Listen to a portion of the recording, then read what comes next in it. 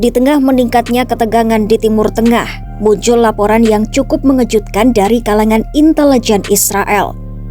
Dalam penilaian terbaru yang dikutip harian Inggris Financial Times, kemampuan Amerika Serikat untuk melancarkan serangan intensif terhadap Iran disebut-sebut hanya mampu bertahan sekitar 4 hingga 5 hari. Informasi ini muncul ketika Washington diketahui telah mengerahkan kekuatan militer besar ke kawasan, termasuk 2 kapal induk. Salah satunya adalah USS Gerald R. Ford yang kembali digeser ke Timur Tengah sebagai bagian dari penataan ulang kekuatan tempur. Menurut sumber intelijen Israel yang dikutip media tersebut, kekuatan militer Amerika memang cukup besar untuk membuka serangan udara berskala tinggi. Namun, untuk mempertahankan intensitas serangan secara terus-menerus, stok amunisi presisi, kesiapan logistik, dan rotasi operasional disebut menjadi faktor pembatas. Dalam skenario yang lebih ringan, yakni serangan berintensitas rendah, operasi militer itu diperkirakan bisa diperpanjang hingga sekitar 1 minggu.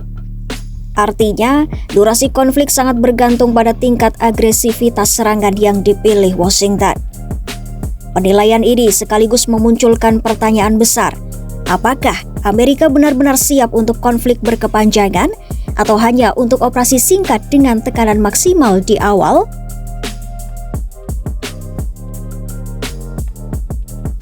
Di lain sisi, Israel dilaporkan menyimpan kekhawatiran tersendiri. Serangan terbatas yang tidak berujung pada perubahan signifikan dikhawatirkan justru akan memperkuat posisi pemerintah Iran di dalam negeri. Dalam banyak kasus, tekanan eksternal justru dapat meningkatkan solidaritas domestik.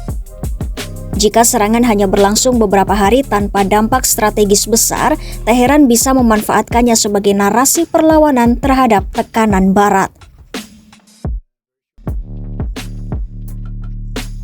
Laporan Financial Times juga menyoroti dimensi politik domestik Amerika Serikat. Jika konflik benar-benar pecah dan menimbulkan korban jiwa di pihak militer AS, dampaknya diyakini tidak hanya bersifat militer, tetapi juga politis. Korban di medan tempur bisa mempengaruhi persepsi publik, khususnya di kalangan pemilih basis Make America Great Again yang selama ini menjadi kekuatan politik penting dalam dinamika internal Amerika. Artinya, setiap keputusan militer bukan hanya soal strategi tempur, tetapi juga perhitungan elektoral.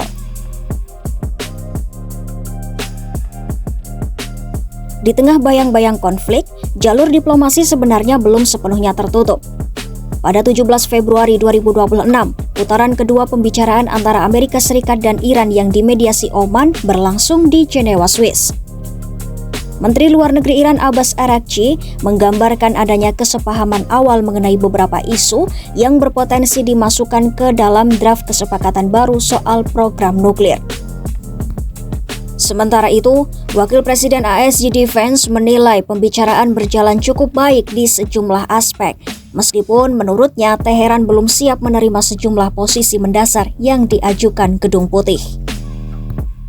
Sebelumnya, Washington dan Tel Aviv menuntut agar Iran tidak hanya membatasi program nuklirnya, tetapi juga menghentikan pengembangan rudal balistik serta dukungannya terhadap kelompok-kelompok pro-Iran di kawasan. Putaran pembicaraan berikutnya dijadwalkan kembali berlangsung di Jenewa, Swiss pada Kamis 26 Februari 2026.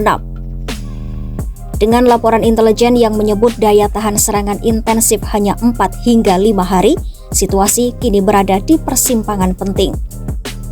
Apakah pengerahan militer besar-besaran itu sekadar alat tekan dalam negosiasi, atau benar-benar persiapan menuju konfrontasi terbuka? Yang jelas, di balik pengerahan kapal induk dan manuver diplomasi, keputusan yang diambil dalam hitungan hari ke depan bisa menentukan arah stabilitas kawasan dan mungkin juga arah politik dalam negeri Amerika Serikat sendiri.